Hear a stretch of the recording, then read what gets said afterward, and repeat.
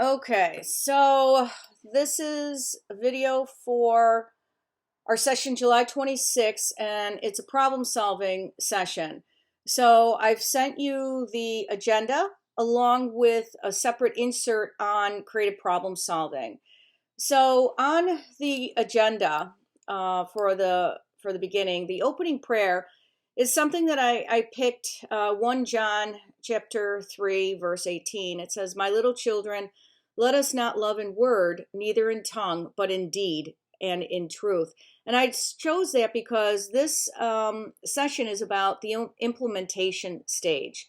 It's how to take action on the ideas and the selected ideas, and how to put that into a plan of action. So I wanted a verse that said something about not just saying stuff, but actually, being active and following through, so to speak. If you don't like the verse, it's fine. You can pick another one. I don't mind at all.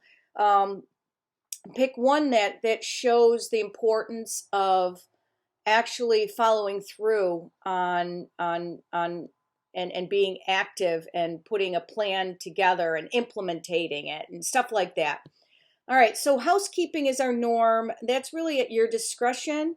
I don't know if you'll need to do it, but you might have to reiterate some of the rules with some of the people who are coming back. It's been about 6 months or so since they've all been there. So it might be a good opportunity to just review the rules at hand. And then we talked about doing a 30-minute welcome back with a share back prior to the 2-hour workshop on problem solving. It's been several months since y'all met, so it's a good time to just kind of reconvene, talk about some of their new learnings or things that have happened and how they kind of worked through them. Whether they work through them with maybe calling each other or by themselves, or just what's been going on the last few months.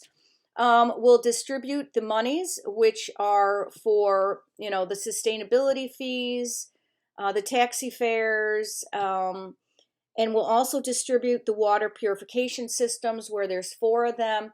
If we could please have a photograph of each person, that would be wonderful, because I would like to send the photographs for at least 2, for the gentleman who donated 2 of those water systems, and I want to send him a photo and let him know who has received those. I also would like you to check to see who would like to join our 2021 cohort as either a mentor and or co-facilitator. Please remind them that while they're doing this, they are also continuing to learn at a greater level, and it's a great opportunity for them to stay in contact with each other and possibly new members. We're going to do our normal warm-up exercise to get the cohort warmed up, energized, focused. I don't care what it is. You can pick it. You're really good at that. And it just lasts about 5 minutes. And then I'd like you to introduce the session's subject matter, which is creative problem solving. And it's really problem solving.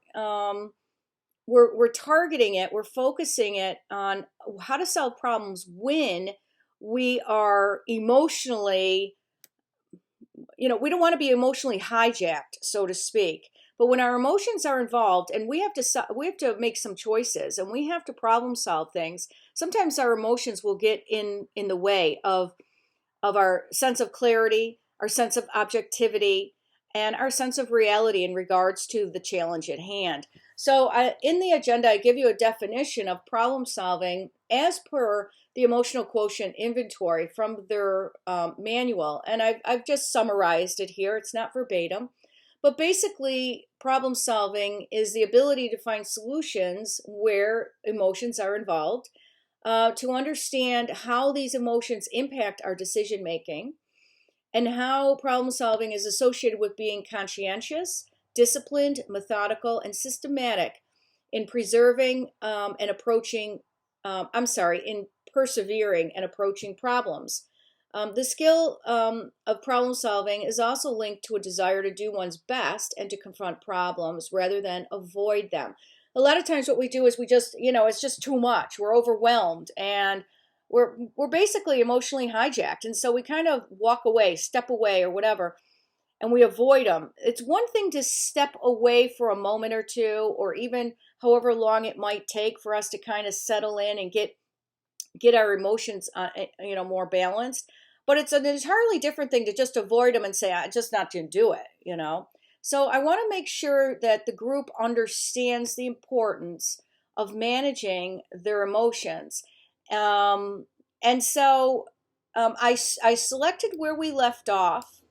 And when we were before we did the post EQI, we had left off when we were talking about stress management and what stressors they had, and we also listed a few ways of how to overcome these stressors, and how to better manage our stress. Now, we also talked about, and they talked about, triggers and how to handle triggers. We also talked about how to de-escalate.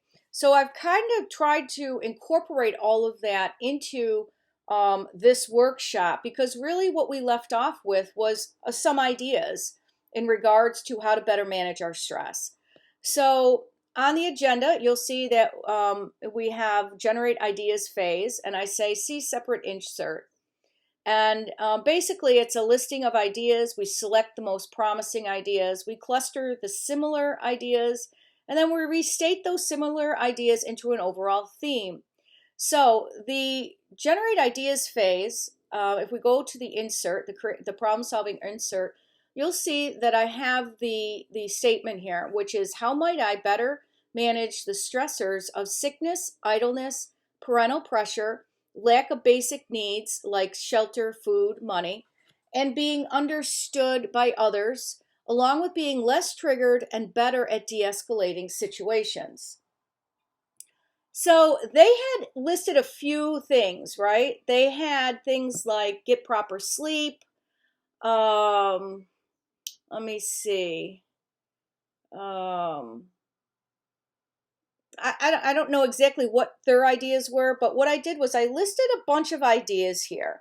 Now, you can share these ideas with the group, and you can add to it if they think of other things, okay? So here's the list of ideas I had. Get proper sleep. Practice better physical and dental hygiene. Purchase a water purification system. Go to the doctor on a yearly basis. Find a mentor. Stay in touch with cohort members. Get involved with the community, with the church. Go back to or continue your education. Sell wares for money. Cook, clean, watch children for money. Educate family members, parents, and friends on new ways of doing things. Teach family members about creativity, the importance of playfulness. Stay in touch with cohort members. Attend a workshop on de-escalating. Ask Seraphin to hold a seminar on de-escalating. Call a cohort member to talk to. Keep a journal to capture when triggers happen and how to stop them before they occur. Call a cohort member to discuss. Okay, so you can see that a lot of those kind of sound similar, and that's okay. Now, if you think of other ideas, list them, okay? And then after you guys you say, you know what, I've had, that's it, I don't have any more ideas. Then you go to the next phase, which is select and strengthen phase. And that is listed on the agenda. And I also say see separate insert. And there are three parts to this phase, and it is you want to grab those ideas. You want to look at those ideas, right? And you want to select the most promising ideas. And you want to select these, it doesn't, and you want to come to a consensus by the group, right? Now, time is of the essence. There is a different way of doing this with stick-em-up brainstorming and using post-it notes and flip chart and all of that, but we don't have those materials handy to use. So we're going to just, maybe have a flip chart and list these things. So after you have all these ideas listed, you might just, you could asterisk the ones that they think are the most promising ideas, okay, next to it. And the ones that have the most asterisks, or you could do a raise of hands and say, okay, do we like this idea? And if everyone agrees, you can add it to your next list of selecting most promising ideas, okay? They call this hitting, they call it high, hit the ones that you like the most of, asterisk them or whatever, or take a little sticky, right? There's like these round little stickies and their colors, and you stick that on the post-it note. Again, we don't have that opportunity here. We don't have that luxury. So you can either just circle these, get a raise of hands, a consensus on what they think are the most promising ideas, and you're going to rewrite those promising ideas. Now, as you'll see in the insert that I have here, I wrote a listing of the most promising ideas. And most of the ones that I mentioned previously really were really great ideas. So I relisted them for the most part, aside from maybe one or two, okay? I'm not going to reiterate all those because you'll see it in the insert when you print it out, okay? So then after we have this list of most promising ideas, we are then going to look at those and we're going to cluster, which means we're going to group the similar ideas together, okay, on another piece of paper. Now, again, we don't need these big pieces of flip chart, or you can use the same piece of flip chart. You can use, just blank 8.5 by 11 pieces of paper, whatever works, okay? You're going to cluster the similar ideas together, and you'll see in this insert how I've done that. So, for example, this is one cluster. Get proper sleep. Practice better physical and dental hygiene. Purchase a water purification system. Go to the doctor on a yearly basis. Find a mentor. Stay in touch with cohort members. Then I have another cluster, which states get involved with the community, with the church, go back to or continue my education. I have another cluster that states sell wares for money, cook, clean, watch children for money. Another cluster that states educate family members, parents, and friends on new ways of doing things. Teach family members about creativity, the importance of playfulness. I have another cluster that says ask Seraphin to hold a seminar on de-escalating. Call a cohort member to talk to. I've got another cluster which states keep a journal to capture when triggers happen and how to stop them before they occur. Call a cohort member to discuss. Okay, so after we've clustered these together with similar ideas, we then restate those ideas into an overall theme, right? So the first cluster, the first cluster that I stated before, I put an overall theme, right? And I restated it as getting and staying healthy emotionally and physically. The next cluster was restated as being more socially, spiritually, and academically active. The next cluster was restated as becoming financially independent. The next cluster was restated as breaking down cultural barriers. The next cluster restated as strategies on de-escalating. The next cluster, managing triggers. Okay, so we are still in the select and strengthen solutions phase, okay? So now that we've got those clusters, now that we've restated those into an overall theme, we then proceed to put them into a well-developed, detailed solution that starts out with what I see myself doing is, and then we restate all of these things again.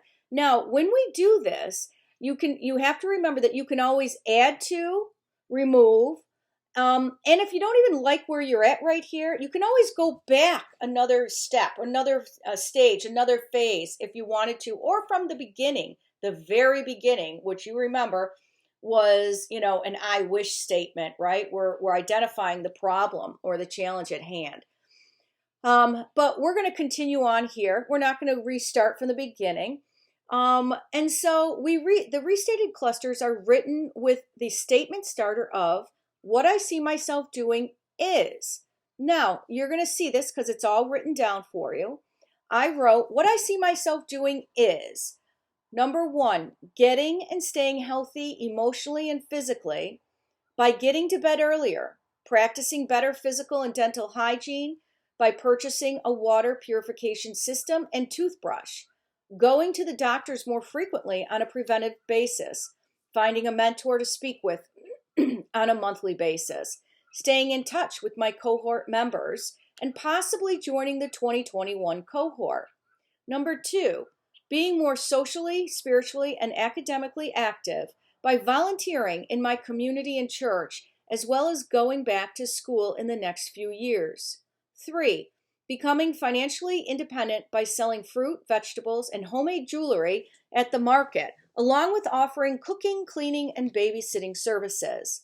Four, breaking down cultural barriers by educating my family members, parents, and friends on creativity, playfulness, and the importance of finding new ways to resolve challenges.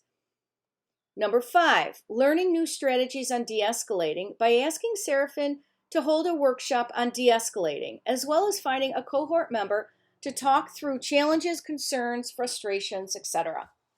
And number six, managing triggers better by writing in a journal about triggers when they happen, along with ways to stop them before they occur, as well as calling a cohort member and or mentor to discuss.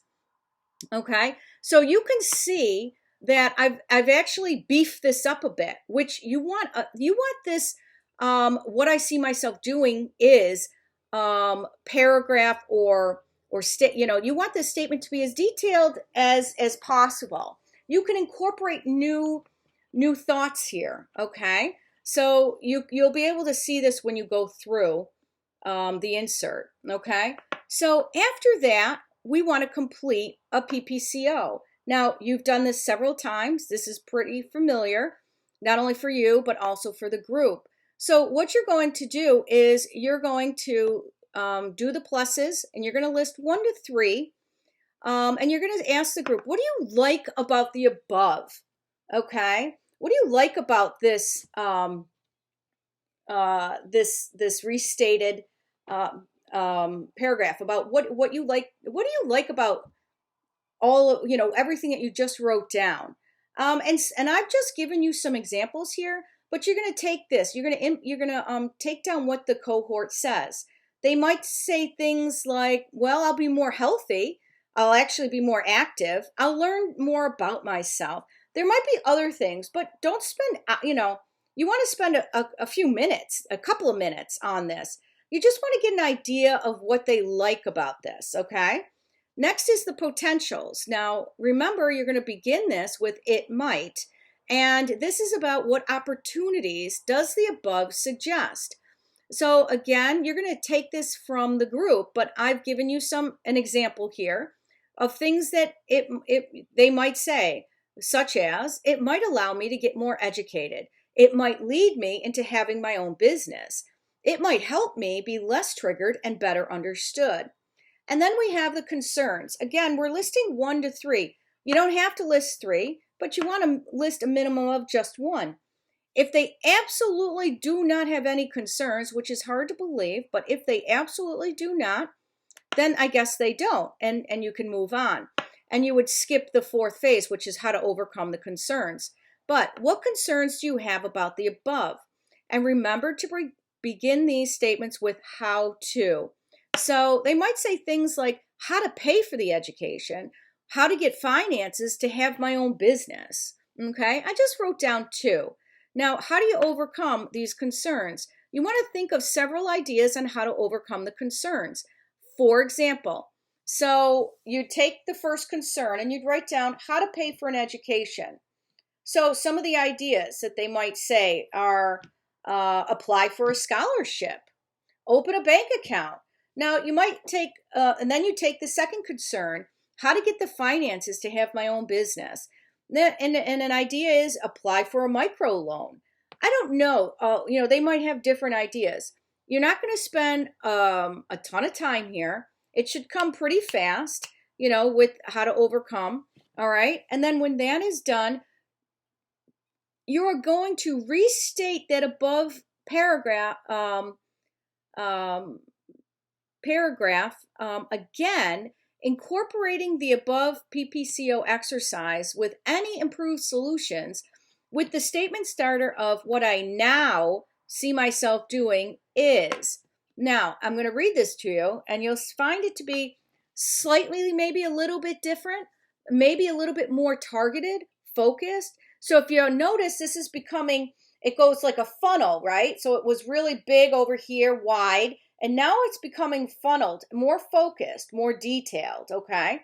So what I now see myself doing is getting and staying healthy emotionally and physically by getting to bed earlier, practicing better physical and dental hygiene by purchasing a water purification system and toothbrush, going to the doctors more frequently on a preventive basis, finding a mentor to speak with on a monthly basis, staying in touch with my cohort members, and possibly joining the 2021 cohort, being more socially, spiritually, and academically active by volunteering in my community and church, applying for a scholarship to go back to school, applying for a microloan and becoming financially independent by selling fruit, veggies, and homemade jewelry at the market, offering cooking, cleaning, and babysitting services to help pay for shelter, food, clothing, and medical expenses, breaking down cultural barriers by educating my family members, parents, and friends on creativity, playfulness, and the importance of finding new ways to resolve challenges, learning new strategies on de-escalating by asking Seraphin to hold a workshop on de-escalating, as well as finding a cohort member to talk through challenges, concerns, frustrations, etc. Managing triggers better by writing in a journal about triggers when they happen, along with ways to stop them before they occur, thereby understanding myself better. Connecting with cohort members to learn more about creativity and being a mentor to the 2021 cohort. Okay? So after that, and you have this really robust new statement or paragraph on what you now see yourself doing, we now move on to the final phase, which is plan for action phase. Okay? I have that listed in the agenda. I tell you to see the separate insert. And this phase is about implement, brainstorming actionable steps, and then incorporating actionable steps into the plan of action. Okay, so we begin to implement the above solution, right? And the solution is that statement, which starts with what I now see myself doing is, by asking the following questions. And you're going to take this down. You're going to ask the group, right? Who and now I realize that this is I like this exercise that I chose because each cohort member can personalize this. Okay, so what you want to do is just use one person. Grab one person, have everyone agree. The point of this part of the exercise is just so that they understand how to do this. Do it with one, and once they get it and they see it in action, they're going to be able to recreate this for themselves. So you want to pick one person, and then you're going to ask that one person these questions, right? And again, it's on this insert. Who might assist you in this solution, right? And it might be, it might be Seraphin, it might be a mother, it might be a friend, it might be an educator. I don't know who it might be, right? But they're going to tell you who might assist them in this solution and how to implement it. You're then going to ask who needs to be convinced, right? Now, maybe there's people in their circle, their family, right? Maybe their children need to be convinced in order to support them. You want to make sure, remember, that they are supported in this solution, right? So maybe their parents, that sort of thing. Okay, the next question is, what resources are available to help you implement this solution? Okay, maybe there's computers, maybe there's internet searches they can do in order to find scholarships for their education, microloans for businesses. Seraphin, you're obviously a resource in regards to, connecting with other cohort members, being a being a mentor, I mean, for the 2021 cohort, so on and so forth. I don't want to flesh this out completely because this is something that person has to hold themselves accountable to and tell you what their resources are. Fourth question is, how might you get acceptance and enthusiasm for your solution? I'm sure it sounds real familiar to you. This is our buy-in, remember? And we talked about this very, very early on in the cohort about getting buy-in from those who are within your inner circle or outer circle. Whoever needs to help you have this implementation, you need to get acceptance or enthusiasm. It sounds like with that a lot of family members, they rely on their family members, and they need to, I think it would be important if they not only, well, you know what, they could also be the cohort members too, maybe that's enough. If nobody can rely on their family members or friends, I'm sure the cohort members will be there to help them, right? The last question is, how might you pre-test the solution? Okay. How can they do a practice run through? Okay. Now, next, what you're going to do is you're going to, as you ask these questions, right? You're going to brainstorm some actionable steps, and there's usually usually 16, usually 16, a minimum of 16. This is a pretty robust solution. Well, right? It's very detailed. It's very robust. You may find that when you do this exercise with the group that it's less. Maybe they just pick one of these things. I don't know how it's going to go, but you want a minimum of 16 actionable steps. I've done plan actions where there have been 100 actionable steps. Okay. Now, we don't have time to do all of it. So let's try to strive for 16. Okay.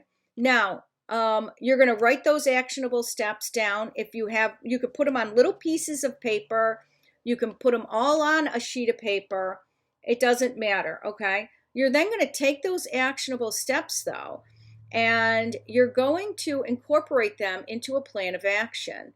And the plan of action is pretty simple. It's just 4 columns, and the first column is titled Actionable Step. The second column is who does what. Third column, by when. Fourth column, reporting to. Okay, so your actionable steps are separated into 4 timelines, right? So the first is within 24 hours. You have to do something, just one actionable step within 24 hours, just one. You don't need 15, you don't need 3 or 2, just one. Should you have more? No, just one. Now, the next 3 are, we have short term, what you're going to do in a short term, then intermediate and long term. Now, the client or one of your cohort members is going to tell you, they're going to establish what short term means to them, intermediate means to them, and long term. I've done action plans but it needed to be completed within 3 months, right? So short term was, 1 month or less. Intermediate was the 2nd month, and long term was the 3rd month. It's pretty short, right? But when you think about it, you have to separate these in order to not get overwhelmed with all of the tasks, right? Or you can call them actionable steps, but they're also tasks, things that you have to do. You don't want to get overwhelmed, and that's why we separate them into short-term, intermediate, and long-term. So you might say to them, what do you want? When do you want this solution implemented by, right? That's why there's a lot here, right? And you might have to prioritize these. They might say, I'm gonna work on, and they might take like 3 of these, right? They might say the first 3 paragraphs, I'm gonna work on over the next year. And then I'm gonna work on the other ones in the next year. And then the rest of them in year 3. So it might be, You know, so this is kind of up in the air. I know it's kind of like follow the bouncing ball here. But if you have any questions, and when we talk about this later this evening, we can go through this. Establish short-term dates. Again, I can't tell you what they might be. It might be a week, a day. Well, it wouldn't be a day because that's your first within your 24 hours, but it might be a week, it might be a month, it might be 3 months, it might be 6 months. But then your intermediate is going to pick up where short term stopped. So intermediate might be week 2, month 2, month 7, 2, whatever month they're saying, right? And then long term is again, you know, established from the intermediate. You're going to take your actionable steps and you're going to start placing them under actionable steps. So let's say, I'll give you an example, and I did not do this. I just gave you the chart that's blank, okay? But because I wanted to walk you through this because I thought you might have some questions in regards to this. But as an example, within 24 hours, let's say one of our actionable steps was, let's see, one of the actionable steps was tell Seraphin I want to be a mentor to the 2021 cohort. Okay. You could do that within 24 hours. I'm going to tell Seraphin, I'm just going to call her. I'm going to take care of that, right? So so you're going to write call Seraphin about 2021 cohort. You're going to put that under within 24 hours actionable step. Okay. Who does what? That would be the cohort member's name. By when? You're going to put a time. So if it's 10 a.m. on Saturday, you're going to say by end of day Sunday, okay? And you're going to put the actual date, July, whatever it is. Reporting to, meaning who is going to hold you responsible to making sure or accountable to making sure that you get that done. Sometimes it's going to be ourselves. So reporting to, it could be cohort member, okay? The same cohort member. It could be you, Seraphin. It could be another cohort member, whoever, their mother, their father, whomever, right? And then the next one is short-term dates, right? So you're going to start popping in these actionable steps within these dates. And again, who does what? Like it might be that you say, you're going to find that a lot of times you're doing these things, but there are times, sometimes, where someone else is going to be doing it, right? And then you need to give a date. When is this actionable step going to be completed by? An actual date. And then you're going to write, who are you going to report this to? When this is done, who are you going to tell it to, right? And also this loving, we call it the reporting to, that person who's going to hold you accountable, also a loving nag, which means when whoever that person is, you're actually going to text them, phone them, you're going to somehow communicate to them that, hey, I have this actionable step that needs to be done by September 1st. And on September 1st or a few days before, can you check in with me and ask me if I've done it or how it's going? Which means that you're holding yourself accountable, and someone else is also supporting you in that actionable step. Okay. So again, sometimes we are our own reporting to, a loving nag, so to speak, but other times we need to have someone else, right? And so on and so forth. So I'm just going to stop there, and we're going to review all of this, and you'll have a chance. I don't want to make this video too long. It's already 33 minutes. I want to make sure it's uploaded quickly for you and that you can download it quickly. After that is done, you're going to do your normal debrief and then the next session. If you don't finish this, then you're going to have to create another session. And I just wrote to be determined if necessary. You might find that you want to hold sessions, workshops with this previous cohort on a once a month, every 6 weeks basis, and have them learn something new or in a more detailed way. something about anything that, that they learned. It could be anything in creative problem solving. It could be emotional and social intelligence. It could be, physical self-defense, anything. Okay. So you're going to make that determination if there is a next oh, excuse me, if there's a next session. Okay. All right.